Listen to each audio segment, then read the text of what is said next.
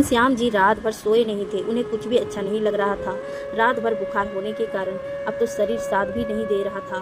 फिर भी वो जैसे तैसे उठे और अपने लिए चाय बनाए ताकि चाय के साथ कुछ खाकर दवाई ले पाए।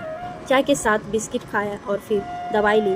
रात को भी तो दवाई ली थी मगर कुछ आराम नहीं पड़ रहा था अब तक, और अभी भी सुबह की दवाई लेकर करीबन 2 घंटे बीत चुके थे मगर बुखार कम होने का नाम ही नहीं ले रहा था। घनश्याम जी ने अपने बेटे आर्यन को फ़ोन किया और अपनी तबीयत के बारे में बताया और डॉक्टर के पास साथ चलने को कहा। आर्यन बोला, पापा अभी आधे घंटे में मेरी ज़रूरी मीटिंग है, इसीलिए मैं आपके साथ नहीं आ पाऊँगा। एक काम कीजिए, आप तुषार को अपने साथ ले जाइए। घनश्याम जी ने अपने छोटे बेटे तुषार को फ़ोन किया तो तुषार बोला, पापा मुझे ऑफिस में आज बहुत काम है तो मैं नहीं आ पाऊँगा। घनश्याम जी ने दुखी होकर फ़ोन रखा और जैसे तैसे ऑटो लेकर हॉस्पिटल पहुँचे। हॉस्पिटल में चेकअप करवाया तो उन्हें पता चला कि उन्हें डेंगू हो गया है, जिस वजह से उन्हें तुरंत एडमिट होना पड़े। आज उन्हें अपनी पत्नी की बहुत याद आ रही थी। उनकी पत्नी के जाने के बाद घनश्याम जी 4 रोटी के भी मोहताज बन गए थे। बेटे बहू घनश्याम जी को एक दिन भी अपने साथ नहीं रख पाए थे। सोचते सोचते उनकी आंखें भर आई थी। उसी शाम हाथों में टिफ़िन का डब्बा लिए उनकी बगल की सोसाइटी में रहने वाली राधिका जी घनश्याम जी से मिलने चली आई। घनश्याम जी उन्हें देखकर हतप्रभ रह गए क्योंकि राधिका जी अचानक हॉस्पिटल आने की उम्मीद तो नहीं थी उन्हें। राधिका जी उनकी बगल वाली सोसाइटी में रहती थी। उन दोनों की कामवाली बाई भी एक ही थी। कामवाली बाई सरिता के मुंह से ही घनश्याम जी ने सुना था कि राधिका जी बेटे बहू के होते हुए भी अकेले रहते हैं। अक्सर शाम को सोसाइटी के गार्डन में घनश्याम जी और राधिका जी की मुलाकात हो जाया करती थी तो दोनों एक दूसरे का हालचाल पूछ लेते थे। मगर आज अचानक राधिका जी हॉस्पिटल में देखकर घनश्याम जी आश्चर्यचकित थे। राधिका जी बोली, मुझे हमारी कामवाली बाई सरिता ने बताया कि आपको आज ही हॉस्पिटल में एडमिट किया है, इसीलिए आपको मिलने चली आई। खाना खाने के समय पर ही आ रही थी तो अपने साथ खाना भी ले आई। घनश्याम जी बोले, शुक्रिया राधिका जी, मगर आपने क्यों तकलीफ़ की? राधिका जी बोली, इसमें तकलीफ़ कैसी? हम लोग एक दूसरे के काम नहीं आएंगे तो किसके काम आएंगे? लीजिए आप यह खाना खा लीजिए। कहते हुए टिफ़िन उसके हाथों में दे दिया। घनश्याम जी ने टिफ़िन खोला तो देखा उसमें उनकी फेवरेट लौकी की सब्जी, रोटियां और खिचड़ी थी। खाना खाते खाते घनश्याम जी की आंखें भर आई और वो बोले, राधिका जी बरसों हो गए घर का खाना खाए, ऐसा लग रहा है मानो आज बहुत सालों बाद आत्मतृप्त हो गए। राधिका जी बोली, घनश्याम जी आपको घर का खाना इतना पसंद है, यह पहले क्यों नहीं बताया? कभी आज आप जब तक यहाँ हैं मैं सुबह शाम खाना ले आया करूँगी। घनश्याम जी बोलते उसने पहले ही राधिका जी बोली, और हाँ इसे तकलीफ़ उठाने मत कहिएगा, और फिर दोनों एक साथ हंस पड़े। 4 दिन बाद घनश्याम जी भले चंगे होकर घर आ गए थे और अब वो और राधिका जी रोज़ मिलने लगे। राधिका जी आज का जन्मदिन था। घनश्याम जी हाथों में गुलदस्ता लिए उन्हें बधाई देने उनके घर पहुंचे। राधिका जी बोली, अरे इसकी क्या ज़रूरत थी?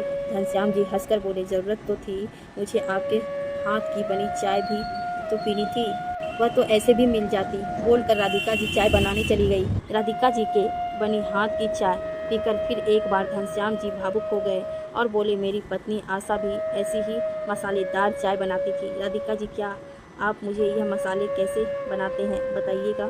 राधिका जी बोली, जी ज़रूर, क्यों नहीं, क्या हुआ था आशा जी को? घनश्याम जी बोले, क्या बताओ राधिका जी, इंसान जितना अपनों से उम्मीदें कम रखेगा उतना ही ज़्यादा सुखी रखेगा। आशा और मेरी गृहस्थी बहुत खुशहाल चल रही थी। हमारे दोनों बेटे आर्यन और तुषार बड़े हो गए थे और अपने पैरों पर खड़े भी हो गए थे। आशा को उन दोनों से कुछ ज़्यादा ही उम्मीद थी। अपनी पसंद की बहू लाना चाहती थी दोनों के लिए, मगर दोनों ने अंतर्जातीय विवाह कर लिया और फिर भी आशा ने सब कुछ स्वीकार कर लिया था। मगर उसे सबसे ज़्यादा झटका तब लगा जब दोनों बेटे हम दोनों को अकेला छोड़कर हमसे अलग रहने लगे। दोनों ने यही बेंगलोर में अपने अपने घर ले लिए और हमसे सिर्फ फ़ोन तक का रिश्ता कायम कर लिया। धीरे धीरे फ़ोन भी ना करके बराबर आना शुरू हो गए। आशा कुछ कहती नहीं थी मगर मन ही मन बहुत दुखी होती। अपने बेटे बहुओं से उसकी उम्मीद बहुत थी। जिसमें कोई खरा ना उतर पाया। एक रात आशा जब सोई फिर उठी ही नहीं। डॉक्टर ने बताया कि उसे नींद में ही अटैक आया था और वह मुझे हमेशा के लिए छोड़ गई। दोनों बेटे इतना नज़दीक होते हुए भी मुझसे मिलने नहीं आते। दोनों अपने काम में भी व्यस्त हैं। कहते हुए घनश्याम जी की आंखें भर आई। राधिका जी ने उन्हें संभाला और बोली, आपका ही नहीं घनश्याम जी, हमारे जैसे बुजुर्गों का आजकल यही हाल हो गया है। मुझे भी मेरे बेटे बहू का सच तब तक पता चला जब मैं उनके घर रहने गई थी। मेरे बेटे मोहित और बहू नेहा की नौकरी मुंबई में है। जब मैं 35 वर्ष की थी तब मेरे पति किशोर जी की मृत्यु कार एक्सीडेंट में हुई थी। तब से मोहित को मैंने अकेले ही पाल पोस कर बड़ा किया। मैंने तब से ही घर में ट्यूशन लेना शुरू कर दिया था, जिससे मोहित की स्कूल फीस और घर की बाकी खर्चे पूरे हुए थे। मोहित पहले तो यहीं नौकरी पर था, मगर बाद में उसका ट्रांसफ़र मुंबई में हो गया। फिर वही मुंबई में साथ नौकरी करने वाली शिखा से उसे प्यार हुआ और दोनों ने शादी कर ली। शिखा और मोहित मुंबई में ही सेटल हो गए। शिखा मुंबई में ही पली बड़ी थी और कभी बेंगलोर आना नहीं चाहती थी। एक रोज़ मोहित ने मुझे बताया कि शिखा प्रेग्नेंट है, इसीलिए वह मुझे यहाँ लाना चाहती है। मैं तो वैसे ही यहाँ अकेली ज़िंदगी गुजार रही थी, भला मैं क्यों मना करती। मैं भी वहाँ जाने तैयार हो गई। मैं मोहित और शिखा के सारे काम कर देते ताकि शिखा को प्रेगनेंसी में पूरा आराम मिल पाए। वो दोनों रोज़ सुबह ऑफिस के लिए निकल जाते और शाम 7 बजे तक घर आ जाते। मोहित मुझसे रोज़ नई नई फरमाइशें करता, कभी गाजर का हलवा तो कभी मेथी के पराठे, थेपले। मैं भी बेटे बहू से बहुत प्यार करती थी, इसीलिए कभी कुछ मना नहीं करती थी और सब कुछ बना देती। मगर एक रोज़ जब मैं रात को रसोई में पानी पीने जा रही थी तो बेटे बहू की बातें से मुझे झटका लगा। शिखा कह रही थी, मोहित तुम्हारी माँ को हमेशा यहाँ रख लेना चाहिए। ऑफिस जाने से पहले गर्मा गर्म नाश्ता भी करवाती है और फिर रोज़ ऑफिस के लिए टिफ़िन भी तैयार करती है।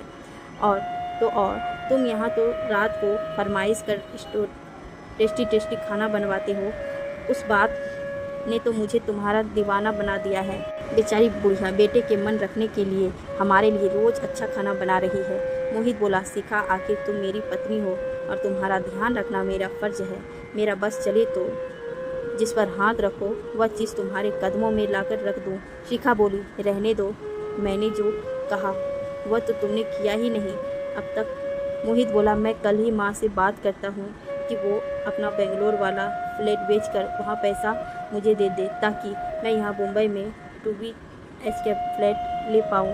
आखिर कल के दिन हमारा बच्चा होगा तो हमें प्राइवेसी भी तो चाहिए होगी।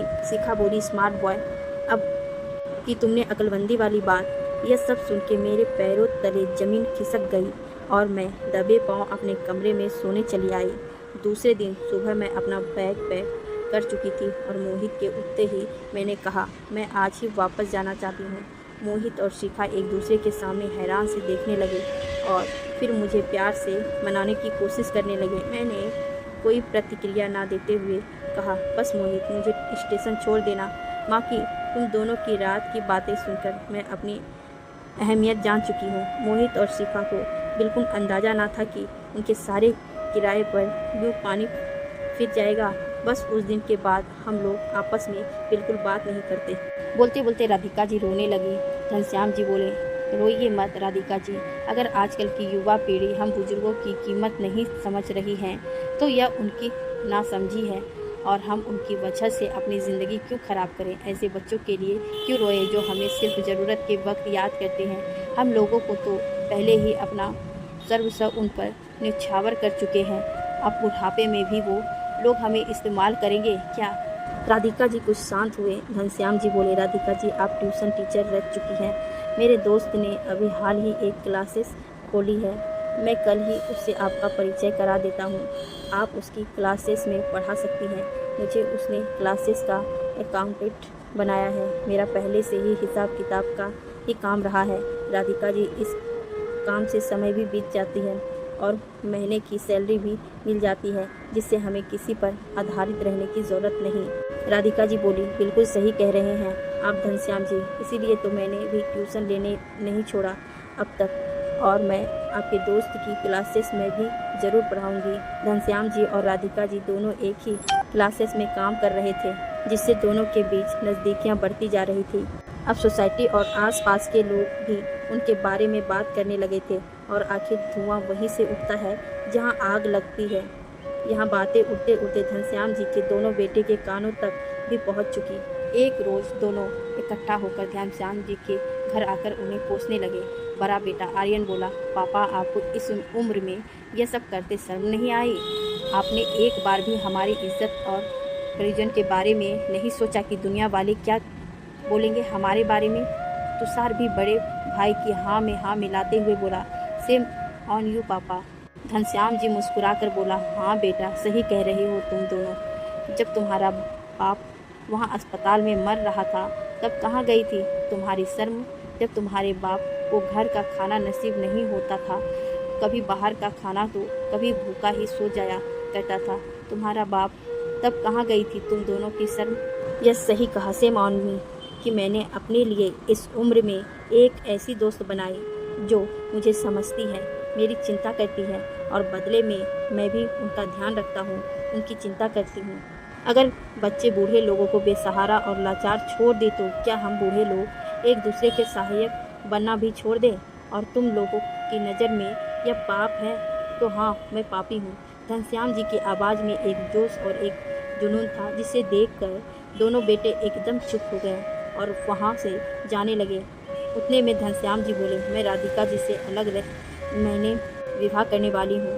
तुम दोनों को न्योता दे नहीं दूंगा, क्योंकि तुम दोनों तो बहुत समय से मुझे बेसहारा करके जा चुके हो, लेकिन बताना मेरा फ़र्ज है इसीलिए बता देता हूँ। वहाँ दूसरी ओर मोहित का भी राधिका जी पर आज बहुत महीनों बाद फ़ोन आया था।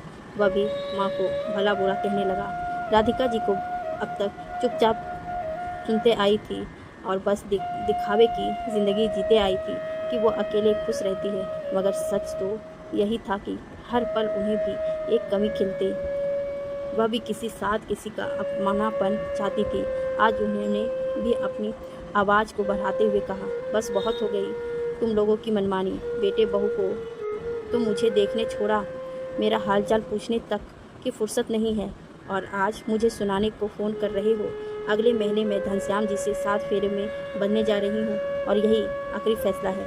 आज पहली बार घनश्याम जी ने और राधिका जी ने अपने लिए एक ऐसा फैसला लिया था जिसे शायद दुनिया वाले या घर वाले ना समझे, मगर उन दोनों के लिए वह एक सही फैसला था।